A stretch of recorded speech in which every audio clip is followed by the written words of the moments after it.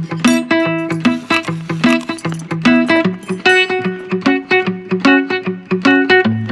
Australian Guide to Healthy Eating is an educational tool that sets out the types and proportions of food that should be consumed each day in a healthy diet. In the guide, foods are grouped primarily on their type and nutrients provided. There are 5 food groups as indicated by the segments in the circle. The size of each segment represents the proportion of total daily food serves that should come from this food group. So we should eat more serves from grain foods and vegetables and less serves from each of the meat, milk and fruit groups. Within each group there are many healthy choices.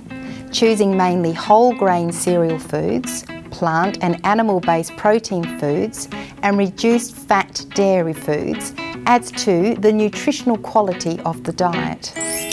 Choosing a variety of foods from each food group over several days and weeks will ensure needs are met.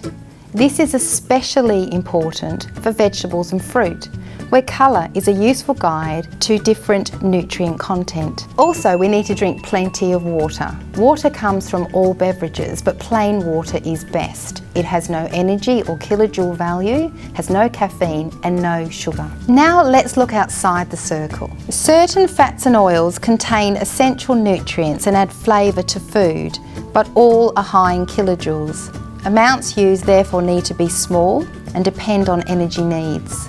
Food and drinks shown here are high in alcohol, saturated fats, added salt and/or sugar. These are considered discretionary choices, not essential in the diet.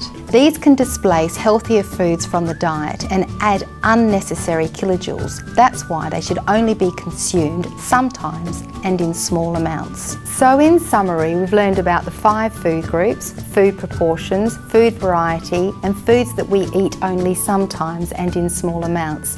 For you as a teacher, it's important that you understand these key concepts of the Australian Guide to Healthy Eating as it underpins the Australian nutrition education for our children.